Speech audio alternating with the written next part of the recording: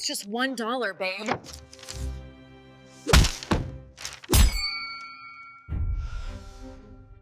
Five horror stories, really, that served as major red flags. If you see these behaviors, it's not a quirk, it's a warning. And they escalate.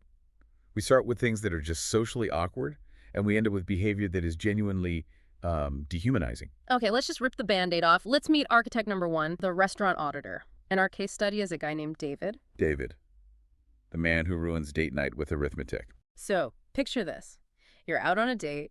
It's a lovely Italian spot. Low lighting, candles, maybe some jazz playing. The vibes are immaculate. The vibes are immaculate. You've had a great meal. And then the inevitable happens. The waiter drops the bill. In a normal social contract, this is like a 30-second thing. Yeah. You check the total, you pay, you tip, you leave. Not with David. Oh, no. David puts on his reading glasses. He pulls the candle closer. He doesn't just look at the total. He goes line by line. The source calls it a forensic autopsy. He's looking for a win. That's the key. He feels that if he just pays what's asked, he loses. He needs to find a mistake to feel like he won the interaction. And he finds his gotcha moment. He waves the waiter over, not politely. He snaps his fingers. Oh, no.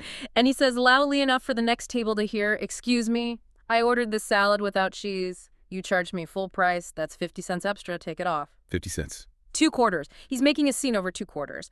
And his date, she's just sitting there wishing she could just melt into the floor. This is a perfect example of ignoring social capital. He's doing a cost-benefit analysis, but his math is completely broken. Yeah. He thinks, I save 50 cents, I'm smart. Yeah. But he completely ignores the cost of the humiliation he's inflicting on his partner. It's the dignity aspect that gets me. He's basically saying, my 50 cents is worth more than your pride. That's exactly what he's saying. And this is why it's such a red flag for the future. I mean, if he's willing to fight a waiter over pennies during the honeymoon phase, what happens when the stakes are real? Oh, God.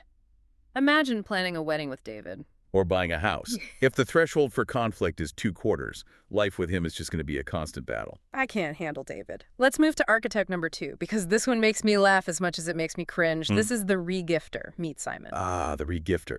This one's interesting because it involves deception. It's not just withholding money. It's pretending you didn't. Okay, here's the scenario. It's your birthday. The bar's already low, let's be honest. Simon hands you a gift bag. The bag looks tired, wrinkled. Like it's been under a bed for a few years. Exactly. That's the first signal, right? If the bag looks like trash, what's inside is probably trash. And the subconscious is right. You open it. Inside, there's a bottle of shampoo and a tiny wrapped bar of soap. Okay, now a nice spa set can be a great gift. This isn't a spa set. You look closely at the label. It doesn't say Lush. It says Holiday Inn. No. Yes, he didn't buy anything. He went on a business trip, raided the housekeeping cart, and stole the free amenities for his girlfriend's birthday. That is bold. And here's the kicker. He doesn't apologize. He doubles down. He says, "Babe, smell it. It's coconut. I know how much you love coconut." He tries to spin it as a spa experience. Wow. That's what we call negative effort. If he'd come empty-handed, that would be disappointing. But to steal hotel samples and then try to gaslight you into thinking it's thoughtful, that's just insulting your intelligence. It's the audacity to think you wouldn't notice. It says he thinks you're stupid. It's not thrifty, it's just theft. He stole the soap, and he stole the joy of the whole occasion. Throw him away with the soap. I fully endorse that. Yes. Generosity is a spirit. Even with $0, you can write a poem, you can pick wildflowers.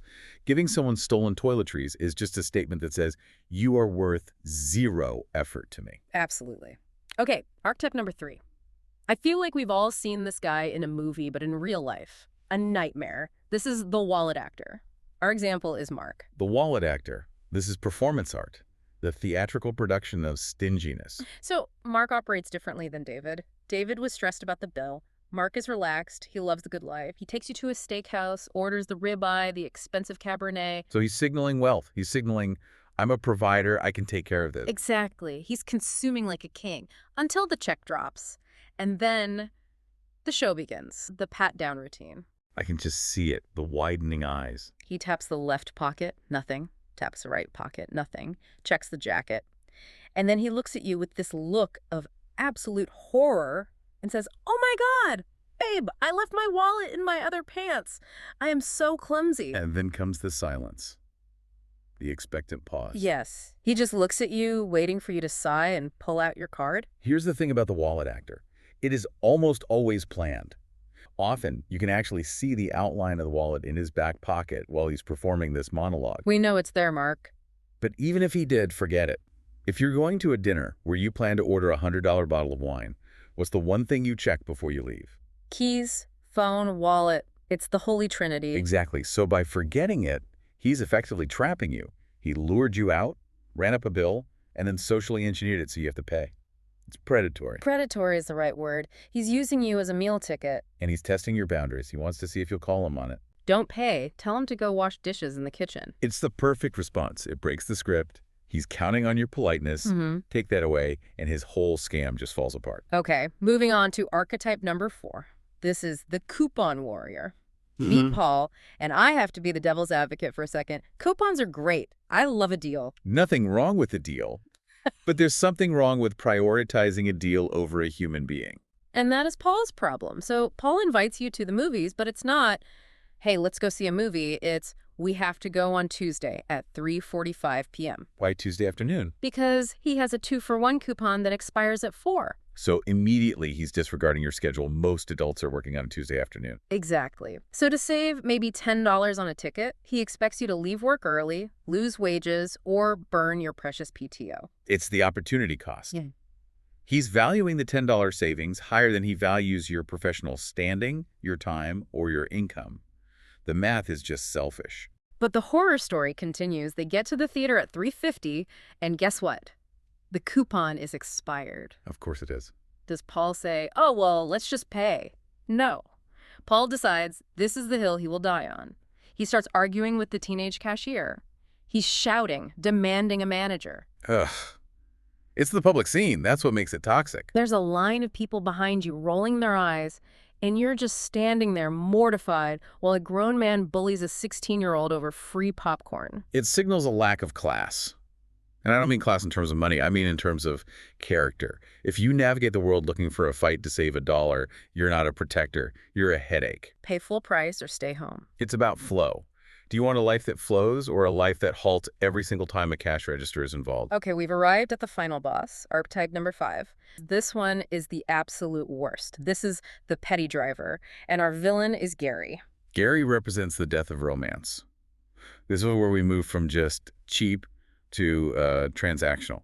So the setup is so mundane. You and Gary are hanging out. You need to run to the grocery store, so you take his car. It's a 10-minute drive, 5 miles, normal. Completely normal. Later that night, you get a text. You think it's going to be a good night or I had fun, but you open it and it's a math problem. Oh, no. Hey, we drove 5 miles today. Gas is $4 a gallon. Your share of the ride is $2.50. You can Venmo me. It actually makes my skin crawl. $2.50. He is sending a Venmo request to his girlfriend for a ride to the grocery store. Is he your boyfriend or is he an Uber driver? That's it. It's the Uberification of the relationship. It's the commodification of intimacy. He's tracking overhead costs. He sees you not as a partner, but as a customer who is draining his assets. You sat in the seat, you used the gas, you must pay. It's so petty, it's anti-sexy, it just dries up every ounce of attraction instantly. And it's a slippery slope. If he charges you for gas, what's next? Next week, he's charging you for the electricity you use to charge your phone at his apartment. And that's not a joke. I've heard stories of that happening. It's a pathology. Once someone views a relationship as a ledger where everything must be balanced to the penny, there's no room for love. Love is inherently generous. The verdict on Gary is the strongest one in the whole stack. Block and delete. Immediately. You cannot build a life with someone who sends you invoices. So we've met David, Simon, Mark, Paul, and Gary, and honestly, I feel exhausted just talking about them. It is exhausting. And that's the biggest takeaway. It's not just about the money. It's about the emotional labor. You're constantly walking on eggshells, waiting for the next audit, the next scene, the next invoice. So let's wrap this up with a positive spin. What's the antidote to this? The antidote is realizing that generosity is sexy. And we have to reiterate, generosity has nothing to do with your bank balance. Right. You can be broke and generous. Absolutely. You can bake cookies, you can write a love letter, you can give your time, you can listen. Generosity is a mindset of abundance. I have enough to share with you. The men we discussed have a mindset of scarcity. They're withholding. Withholding. That's the key word. They are holding back parts of themselves because they are afraid of losing something. Exactly. Head over to the comments and tell us, What is the cheapest thing a guy has ever done to you? We want the tea. I am sure there are stories out there that would make Gary look like a I'm philanthropist. terrified to read them, but I can't wait. Avoid the Davids, run from the Simons, and block the Garys. Thanks for diving in with us today. Until next time.